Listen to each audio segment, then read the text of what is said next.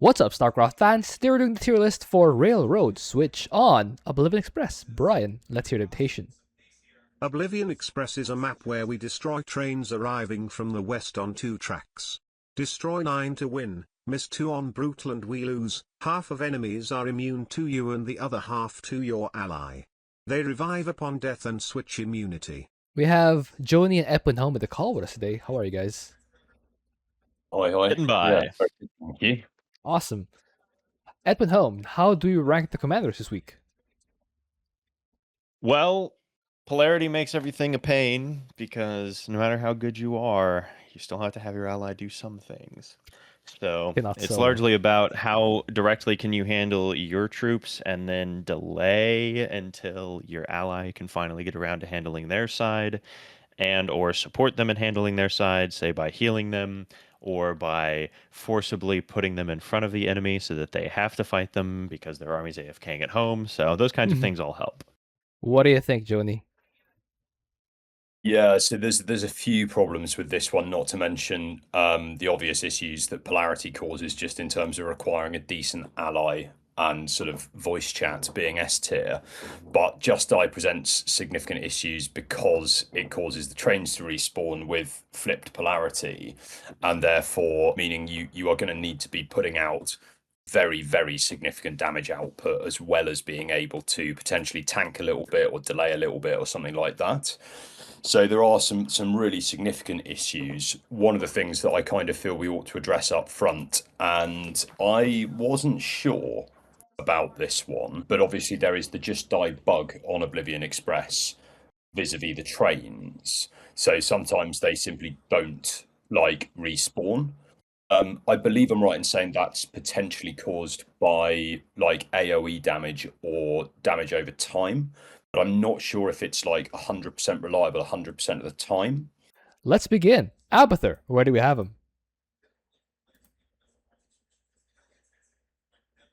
Abathur has a very significant issue here, and it's damage output primarily. Personal, from my point of view, is that probably your best bet is to be looking at playing some combination of P2 with swarm hosts and ravagers. So you're going to need the ravager damage output to destroy the trains, because with the 2 double train waves, you are between you and your ally, you're basically going to need to be potentially destroying 4 trains, or 2 each in full.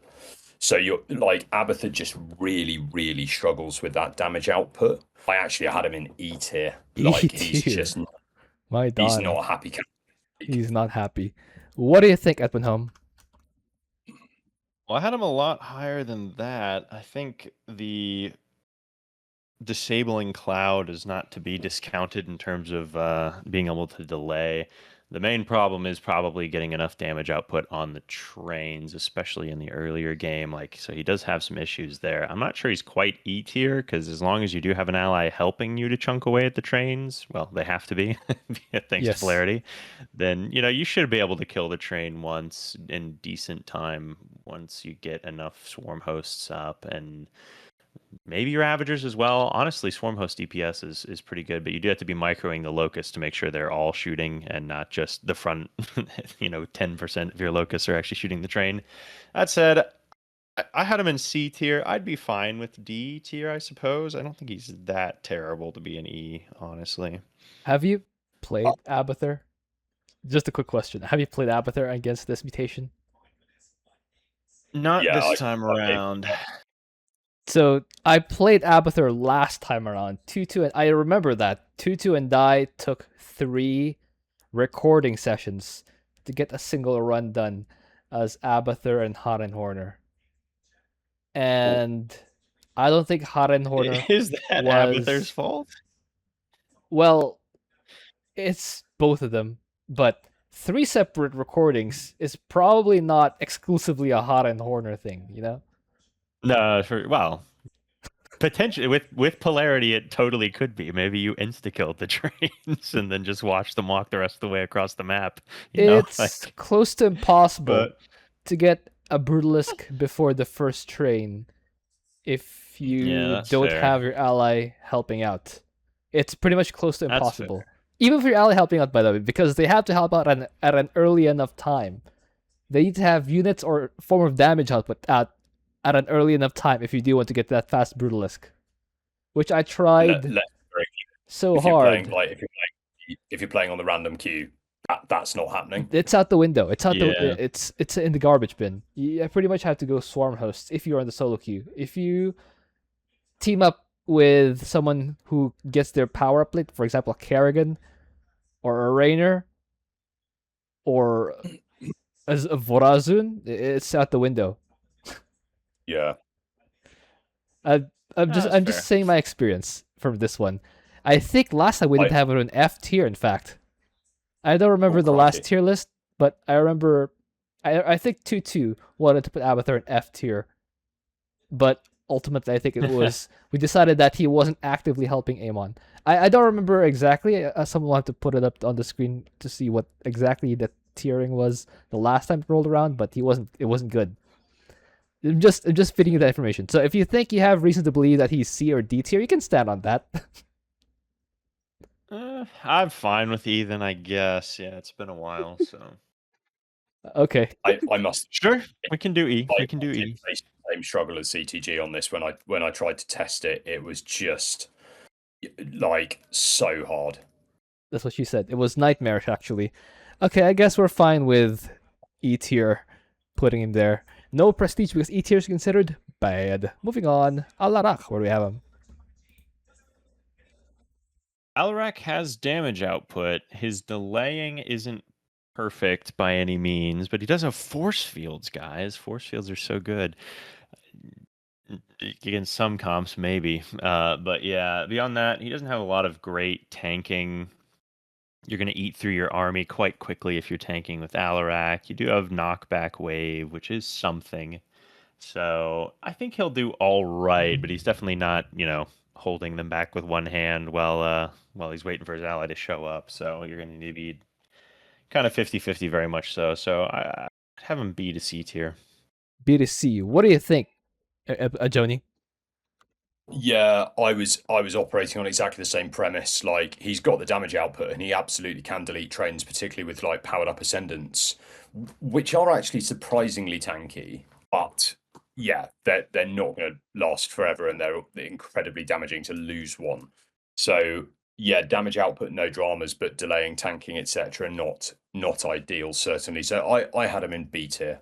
All right, both of you have him in B tier. Let's put Alarak in B tier. I don't think powered up ascendants are surprisingly tanky, because if they're powered up, they have like 1,000 shields. They are difficult to get tanky, but they're difficult to get powered up. But once they are powered up, they are not surprisingly tanky. That's just how I feel. I will say the caveat to that is I don't think their shield regen is that fast. So, it's 1,000 shields once, and then you got to be careful to make sure they're actually regening, or just have I don't know a Vorazun or a Zeratul to stand under one of their Something shield like that. regen buffs, and then Or you'll be fine. Karax. But yeah, Shield battery. or Karax, yeah, shield batteries. So, anyways, yeah. All right, both of you had him in B tier. Let's put Alarak in B tier. Prestige wise, third one, right? Yeah. All That's right. Yeah, I always think so. basically. I guess you could do powered up Wrathwalkers instead if you really wanted to. I think Ascendance is probably a little more stable, but that's an option for huge damage output as well. Okay, moving on. Arcturus, where do we have him? Arcturus is one of the only commanders that can do stuff about units that are not his polarity. So Contaminated Strike really comes into its own on this mutator. Not to mention the fact that obviously ESOs on this map, etc., etc. We all know the sketch there. He is still going to have to do stuff in order to put damage down on trains, but the reality to it is that he will have enough attention as the commander to enable you to do that.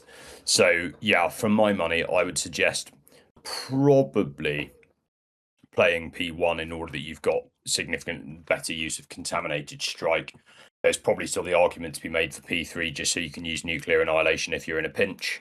But yeah, Arcturus is very, very good, even with Polarity as a mutator. So potentially controversial given the mutator list, but I do have him in S tier this week. What do you think about S tier, Edpenham? That is kind of controversial. I don't think I had him in B tier because I don't really have anyone in S tier. I was trying something new this Polarity mutation because everyone always whines about how there's no real S tiers in Polarity. So I was trying something new. So I basically just erased S tier in my mind. Sorry, just ruined it. Yeah, the Contaminated Strike is good. I think the damage output could be an issue with Arcturus against the actual trains themselves. It could be a little tough to kind of get that much damage output going because your biggest, chunkiest damage is self nukes, and you don't exactly want to be spamming those against trains because then you run out of money. I could be fine with A tier. I think A tier is fine.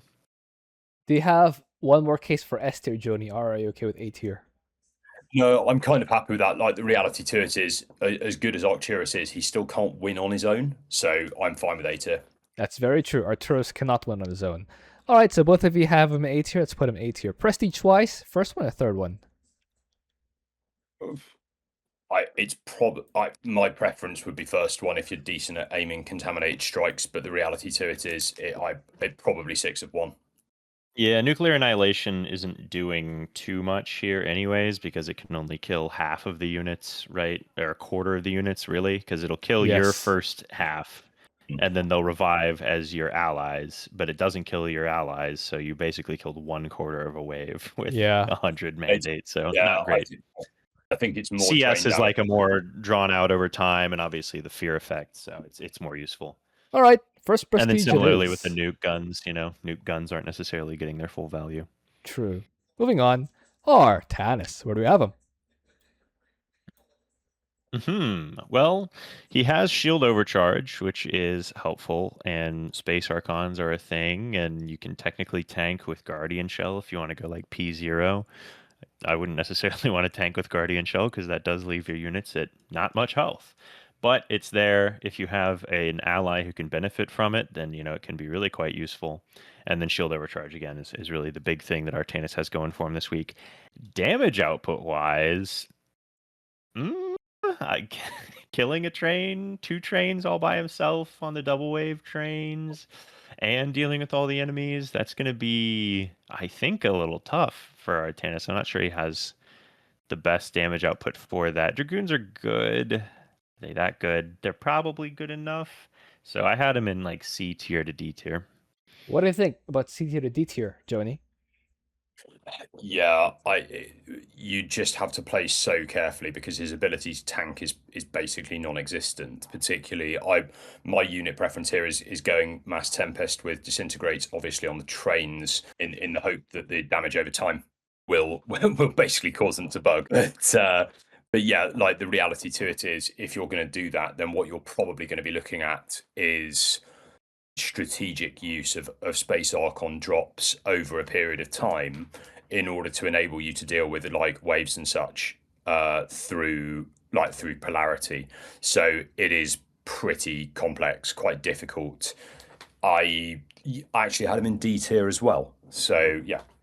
All right, both of you had him in D tier. Let's put Artanis in D tier. No prestige because D tier is considered bad. Dehaka. Where do we have him? Dehaka is good, and we probably already know that, but he has significant damage output. He's got great tanking, particularly playing P2. Obviously, my preference here would be to go probably Tyrannosaurs, just because they've got that mixture of sort of tanking and damage output. However, entirely feasible to do some combination of like Guardians, Mutalisks, etc. So yes, I didn't really see any holes in Dehaka's game this week. I had him in A tier. What do you think about A tier, Edpenham? Yeah, I think A tier is pretty reasonable. The pack leader tanking is quite good. Mervar literally has disabling cloud, so very nice on that front. And Tyrannosaur's good. So yeah, A tier is good. A tier is good. Both of you had him in A tier. Let's put him in A tier. Put a Hey, editor, put a Impalers not mentioned on the screen. I can't believe none of them mentioned Impalers. My Donnie, that's so irritating. Moving on. Fenix, where do we have him? Phoenix does not have the best tanking. You can kind of just continually send champions. You could go not P2, but then you lose out on Kaldalis's damage output. Kaldalis will be able to rip through the trains. So I think you'll have enough damage output on that front. Beyond that, oh, and I think he can bug the trains, if I remember right, with his splash damage decently often. So, yippee!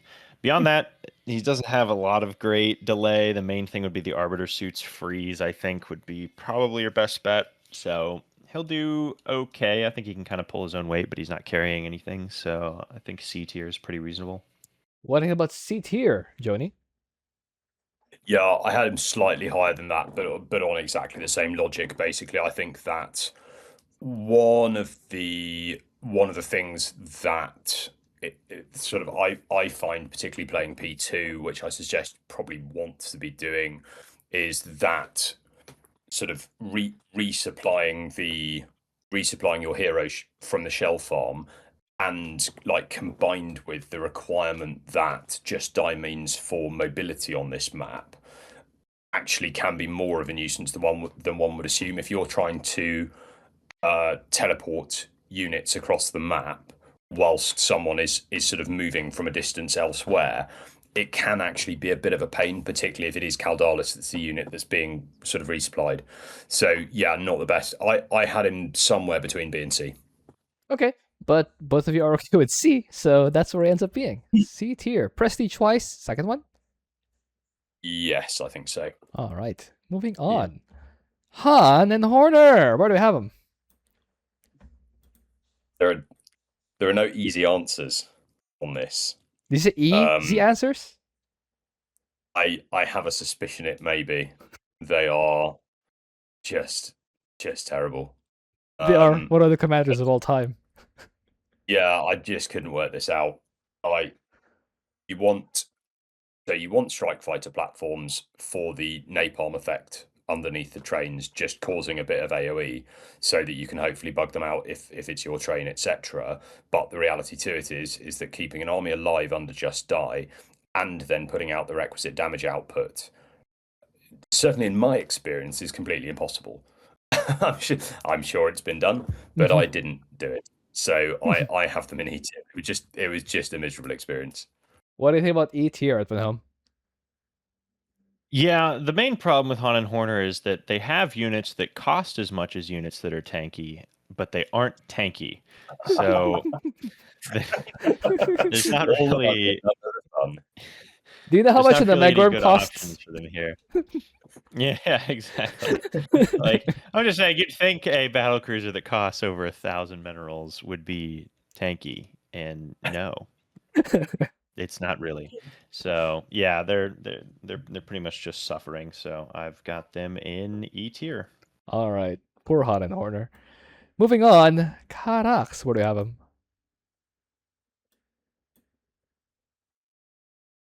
Karax has some okay stuff. He can do decent tanking with shield batteries and cannon walls, and he has space lasers, but a lot of the splash damage from the space lasers is mitigated by polarity. The burning is pretty good on the trains as well. So I think he's got all the tools to kind of do his side. He's not the best at helping his ally. You can kind of delay with the shield batteries and stuff, but if you're losing, you will start losing those if they're just being beaten on by units they can't fight back against. And, you don't have infinite money. Sometimes it feels like it when you're doing cannons, but it's not true. So, yeah, I think he's pretty good. I'd have him in B tier. B tier. What do you think, Joni? Yeah, I had kind of similar. I was expecting him to be great because P1 Karax on this map is great. However, because there is a requirement, excuse me, there is a requirement to potentially deal with trains further down the track on this mutator. The issue of Karax's static defense being, as the name implies, static, it really doesn't help. You don't really have enough resources to like just put it wherever it's needed. And later on, the Spirit simply doesn't dish out enough damage to deal with those trains, particularly not on the 2 train waves. So yeah, just a bit of a like more of a struggle bus than one might assume. I didn't have time to try it, but there were some sort of rogue thoughts about maybe going P2 on this purely because carriers are slightly more mobile. I have a suspicion that getting the damage output from them, particularly in the early game, would be a problem. So yeah, I had him in sort of B to C tier as well. Like I felt probably very achievable, but like not a lot of easy answers. Fair. Karax B tier. Prestige wise, what do you think? I think you probably do want to play P1. First prestige. The extra repair on the cannons is pretty good, yeah. Yeah. Not third prestige. Because you do have to I chase think the third is- trains. Third is reasonable as well, yeah. With the third prestige, you can rush I'd up to probably the do fire third, upgrade. yeah. And then once you have the fire solo lands, you will be able to actually solo a train using just the fire from the Spear of Adun. And you will be able to field an army, sort of, although you can still field an army with the first prestige. So I guess it's fine.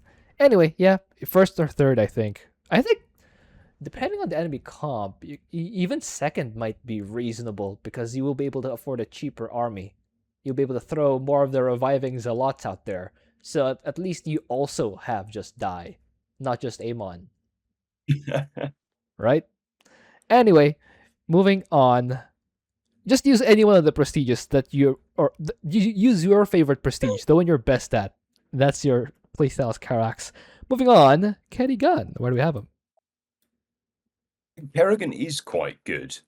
I find that so annoyingly, and this is the reason that impalers weren't mentioned, is that obviously P1 Kerrigan against a ground comp just creates the sort of the shredder on this map. Hence, I was saving my mention of lurkers generically for Kerrigan. However, the difficulty is that on this mutation with just die, you really do want the ability to tank with Omega Worms. So I think probably P3 might be a better choice, because the reality to it is, even if you can deal with one side really quickly with your lurkers, you're then going to have to get them over to the other side of the map, particularly for the first double train wave. I don't think you're going to be shredding stuff quickly enough and have enough units out at that point to be able to split your forces in that manner. So I think P3 is probably the best bet. She does do a lot of single target damage on P3 as well. And in conjunction with, whether it is probably still going for lurkers, to be honest, but making use of Omega Worms to get them about, she's pretty decent, I thought. I had her A to B tier. A to B. What do you think, at the helm? Yeah, I think she's reasonably okay. The early game, you will only have Kerrigan, so be careful. But once you get set up and you've got lots of Omega Worms for tanking, it should be fine. Should have enough damage output. The Lings, shred some armor. I'd make probably not a ton of Lings, but enough to just get that armor shred debuff on the trains, and then either like Ultralisks or maybe even Mutalisks. Once you have enough Mutalisks, the bouncing on the train's pretty good. So yeah, I think probably B tier, I think. Okay, both of you are okay with B. Let's put Kerrigan in B. Prestige-wise, which one did you guys use? I would probably go for 3. I did also use the third one. I'm fine with that. Yeah, I was think so. briefly considering the second one with the stun thing, but the money you produce from the second prestige or the third prestige assimilation or the money wave just allows you to buy so many Mutalisks, especially if you went for the combat unit gas cost mastery and the Expedious Evolutions mastery prestige. I think in one of my games, I was able to get 14 Dude Lords on top of all my Mutalisks, and that was maxed out. I had an Ultralisk Cavern ready to go, but I didn't need to make an Ultralisk or a Torask because I was so maxed. I was too maxed to make Ultralisks.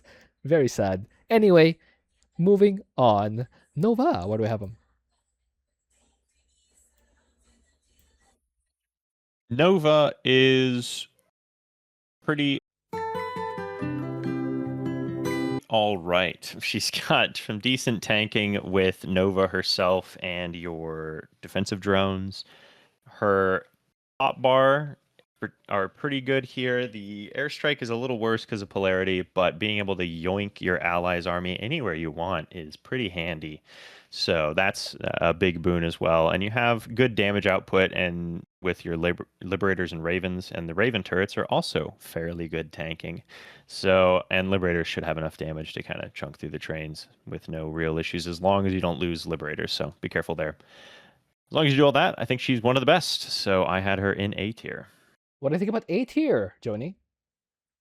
Yeah, I totally agree. The only caveat really for me with Nova is as long as you don't lose Liberators, and it's something that I suspect there are many players out there better at not losing them than me.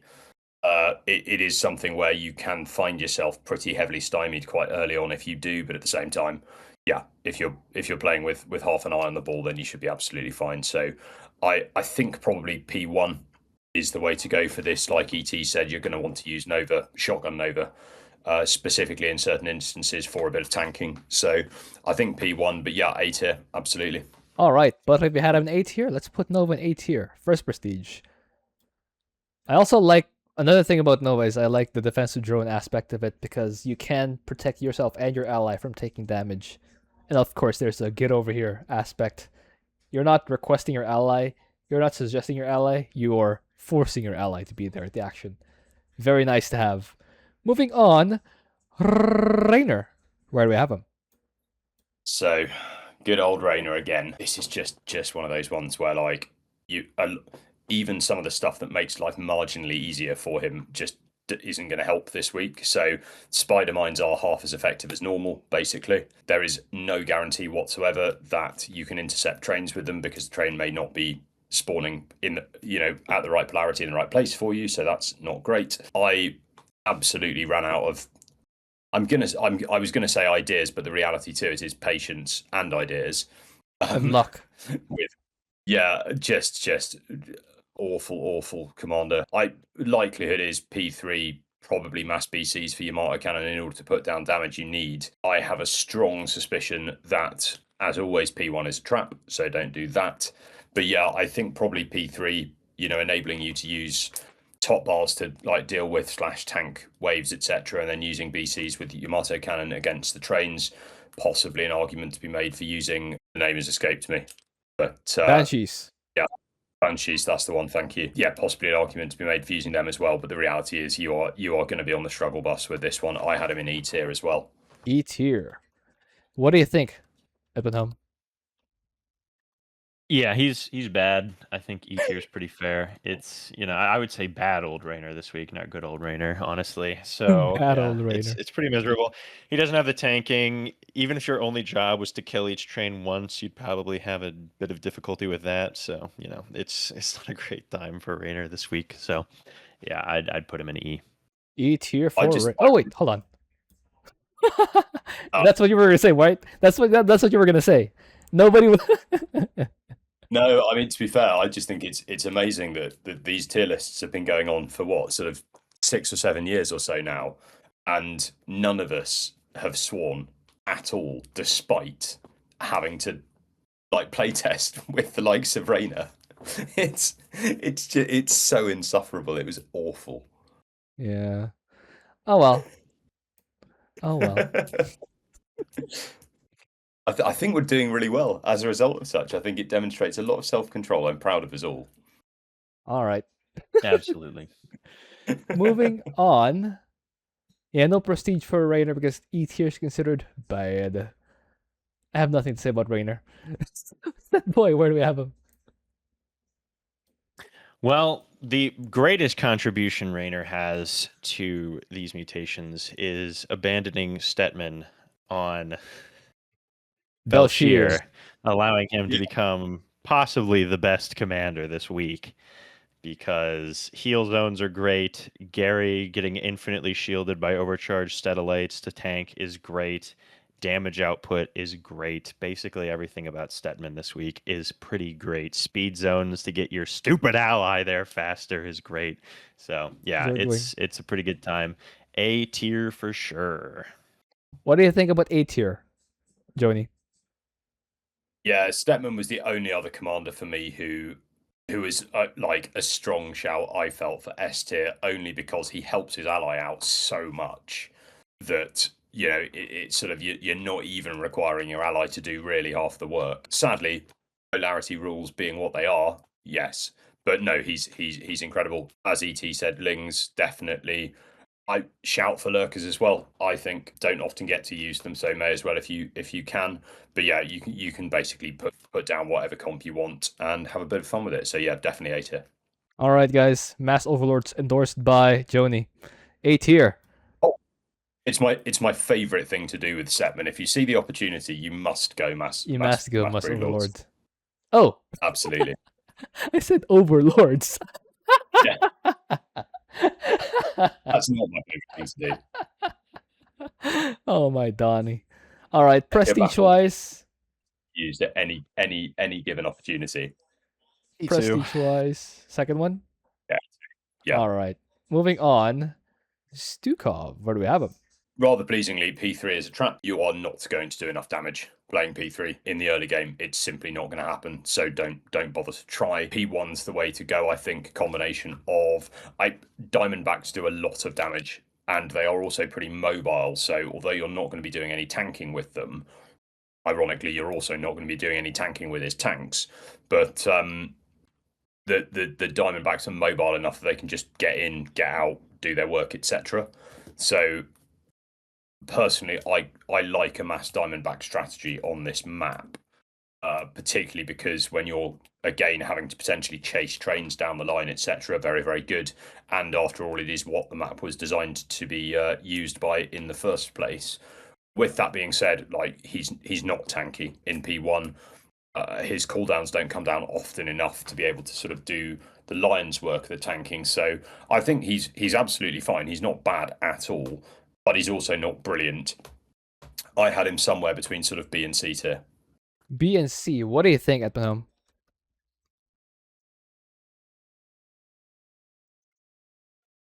I agree. Yeah, the Stukov this week, once he gets set up, will do pretty well. I think the main problem is maybe getting set up because you're not going to be a huge support to your ally in the meantime. You do have the top bars that are pretty good. Once you get enough infested, you should be fine. You may have to be manually splitting them, which I know is a tall order perhaps, but can be done. And damage output wise, you're probably going to want to add in like some siege tanks or diamondbacks or something like that, not just pure bunker, because it gets to a point where there's not very many or not a large percentage you're infested actually shooting. If you can do that, I think it'll be okay. So I had him in B tier. Oh, and tanking obviously just from having endless bodies. So all right. So both of you. Sorry. I think you could go P1 or P3 realistically. I don't think P3 gets set up in time. Have you? That there is a good argument that you don't get enough time to set up with for the third prestige in time. You can still kind of use the bunker or the barracks to make marines if you really need it, but though it's kind of wasteful. Or you can lose the first train, if you're going to be so powerful in the later stages of the game that you can totally just skip the first train. You're not really worried about losing the double waves. You can just lose the first train and you'll be fine. I am famously a hater, so yeah, maybe. I remain unconvinced and never will be, but fine. But the bottom line is both of you are okay with B tier, so that's where Stukov goes. First prestige or third prestige, whichever one you don't hate. Moving on, Swann. Where do we have him? Swann has turrets that self-heal, and he has very big buildings with lots of health that can fly around and self-heal, and he has wraiths, which can deal quite a lot of damage for actually sniping down the trains. So I think he'll actually do all right this week, just like many others. So I had him in B tier. B tier. What do you think about B tier, Joni? I had him B to C. So yeah, I think I do tend to find with Swann that getting to that sort of critical mass of wraiths can be problematic. But I think that, yeah, like ET said, he's got such decent top bars I would probably end up playing P2, or I'm a fan of P0, but that's just me. But yeah, I think with P2, he's got enough tanking with static. He's got enough ability to dish out damage in the first instance. Plus, his top bars are half as effective as everyone else's, but at the same time, they are still decent. Yeah, I've got no issue with B tier. Okay, both of you have Swann in B tier. Put him in B tier. Prestige wise, second one or I would say first one? 2. Second one. You Mm. still believe in Swann's top bars? I believe, yeah, I think it's a good question, isn't it? Right. Maybe you're right. I The rarely play P1, so- the polarized unit still gets slowed down if you're using Yeah, first that's true. prestige. No, yeah, yeah, P1's a good shout, actually. I think, yeah, no, definitely agree with P1. I think. All right. So, yeah, first prestige for Swann. B tier, pretty good. Moving on, Tychus. What do we have him? I mean, Tychus doesn't really play any differently to normal when you're playing on P2. Like, there's enough spacing to enable, everyone to do their jobs as normal, basically. He's more than tanky enough to tank. And the reality to it is his units are mobile enough around the map that even chasing trains down, you're not going to have too many dramas, particularly if you're using Sam intelligently. I think that there is always the sort of double train wave issue on Polarity around Sam having enough charges, etc. But the reality to it is I simply can't see there not being a mechanism of putting out enough damage. So yeah, I think he probably does play pretty normally, if I'm being honest. I had him in A tier. I mean, it's Tychus P2, so I don't think this mutate is going to cause him any problems. What do you think about A tier, Edwin? All I remember is a couple months ago, we did Hell Train, and I was told that Tychus couldn't possibly be S tier because he couldn't kill the 2 trains fast enough a lot of the time, or potentially couldn't, so it was a little questionable. But now you can't kill the trains fast enough because you literally can't, so I don't know. But yeah, I think he's probably A tier is reasonable enough. Definitely get Sam. If I remember right, I actually tested, because I think what it was is you guys were like, you can't do it without Sam, and so I went and I did it without Sam, so take that. But definitely get Sam. It is a lot easier. In But our face. yeah, I think I really like Sassy ET. It's great. Yeah, I think A tier is reasonable enough. The tanking can be a little tough with the outlaws, so just don't just stand there, try to kite them back as much as you can towards your ally if you need to. Hopefully your ally is just there. But yeah, I think he'll do fine. So A tier is reasonable. All right, both of you had Tychus in A tier. Let's put Tychus in A tier. Prestige wise, second one, right? Or third? Yeah. I'm thinking, what is the downside of going third prestige? The outlaws. A lot of damage output, I think, because in theory, right, it's like, oh, your outlaws can't all be fighting the train. You can have 3 outlaws hitting a train at once with Lone Wolf debuff. Yeah. So I don't think the extra damage from the Odin outclasses the extra. I mean, it's an extra double damage for all outlaws once you have all 5 or whatever it is. So very sensible. All right, second prestige it is. A tier. Moving on, Vorazun. Where do we have him? Vorazun has time stop. C tier. What do you think, Joni? I had her significantly higher than that. Now, there is the elephant in the room around the time stop bug on the trains, and it's sort of how much do we take that into account as and when she's able to sort of target on the trains. The reality to it is, even without using that, her ability to tank's not great. Her damage output is absolutely staggering, and she does also have I've got disabling cloud in my head, disruption web, which can help out a huge amount on this mutator, or this set of mutators. So I think Vorazun's pretty good, actually. I had her in B tier. Yeah, I think she's all right. That is considering no time stop train bug.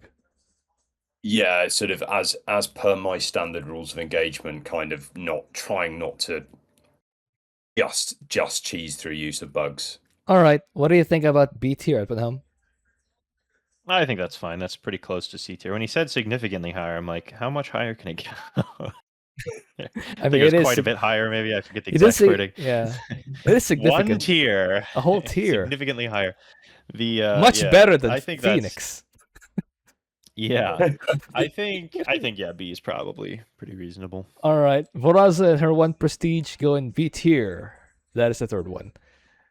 These guys are wrong. Vorazun is S tier. The time stop train bug just makes life so much easier. Just go in the. If you're going to solo queue, Vorazun's your guy. Just bug the trains. If you don't want to spend 2 hours failing, go as Vorazun, bug the trains, get out, never play this mutation again. Guaranteed win. These guys are wrong. Don't listen to them. I'm just kidding. Moving on. Zagara, where do we have him? So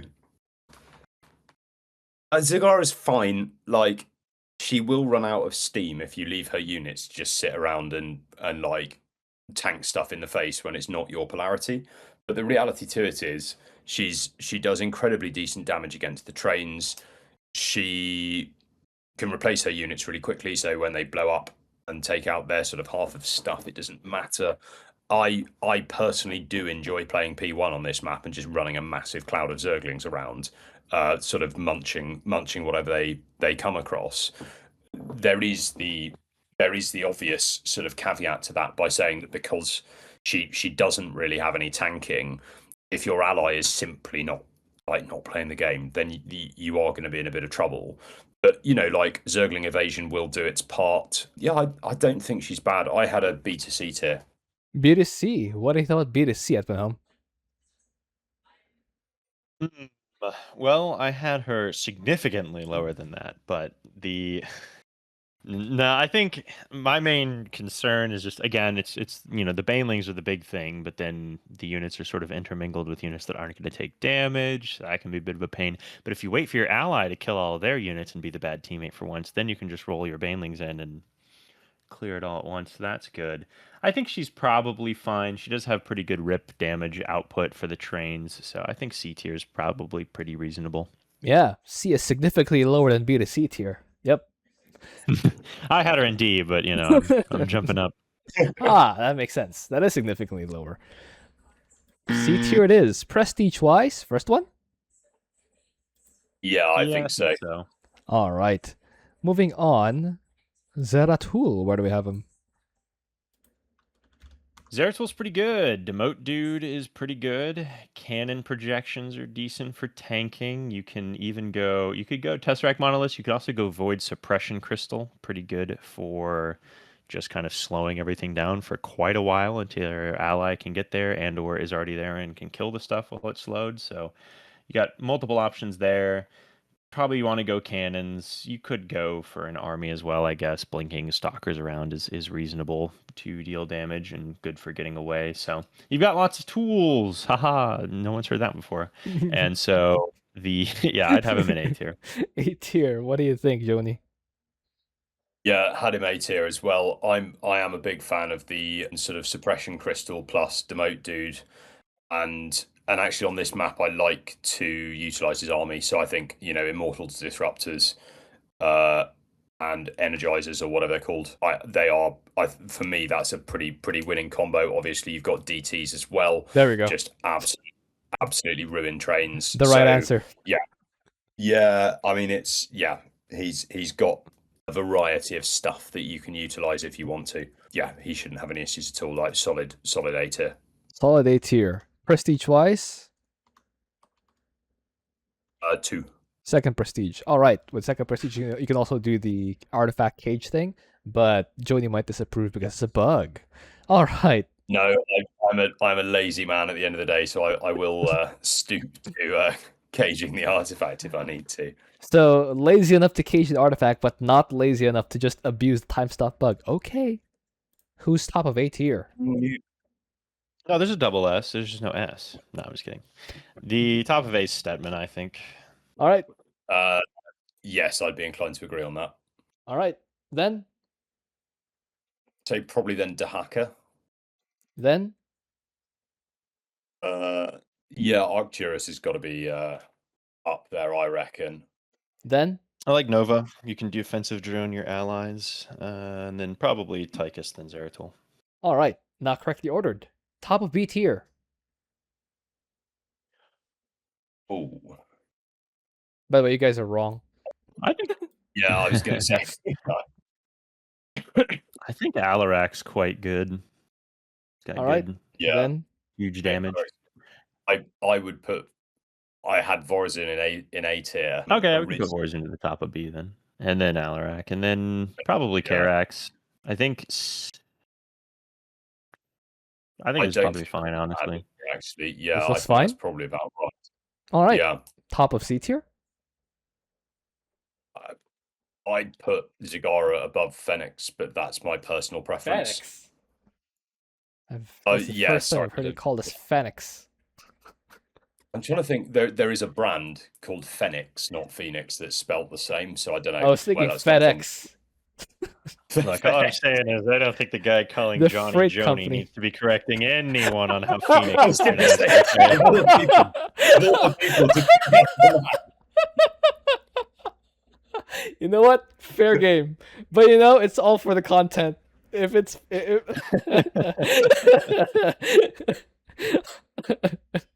all right, top of D tier, already 40. Then top of E tier, I think it's probably Abathur. Like, at least you have blinding Yeah. cloud and things like that, or disabling cloud, and something like you that. have, Oh, it's like, just the early game. yeah. But I think the later stages of the game he'll do okay. It's But like, yeah, when Abathur at least do has the other the two ever do okay? Yeah. And yeah, I think Raynor's the worst, probably. All right. Yeah. Do we have combinations of commanders, B tier or lower, who together would be S tier? Yes, obviously. Zagara and Artanis. Those two, those two just, I can't explain it. These two just win. I don't understand. And Artanis, by the way, needs to have Garden Shell. It somehow keeps working. Zagara and Artanis, they just keep working. I have no idea why or how. They just keep working. Who else? I think Phoenix and Artanis, or Phoenix and Karax play quite well together. Oh yeah. And Vorazun and the Brain are S tier. Mm-hmm. And So true. and yeah, I think that's actually pretty good. Yeah. So wouldn't it be literally every single combination is better than Stetmann on his own? You know It's what? Polarity. That's probably true. So, well, it's Polarity. It's definitely true. You know, there's a possible argument that at some point Arcturus on his own might be better than some of these guys together because of the toxic nest or the contaminated strike thing. Strike. Yeah. You could literally. Yeah, I'd probably rather be him than like Han and Horner and Raynor or something. You know. Exactly. I'd rather be a lot of these guys than Abathur and Han and Horner together. It took us 3 separate recordings to get the one. Oh my Donnie. I wonder if Raynor, Han, and Horner would be more or less painful than that. I think probably more. Yeah, I think we should. Rare doesn't need to farm biomass for the two of them. You know. I don't want to talk about it. What buff does Abathur need to get out of E tier? I mean, he's normally not, so I don't think he's got the drama. Basically, it's just like the manner in which the commander's structured this week. The biomass farming just means it's very, very tough to get going. Yeah, probably something that'll power him up outside of the biomass thing. If you can get earlier swarm hosts, maybe cheaper swarm hosts somehow, maybe that'll do it.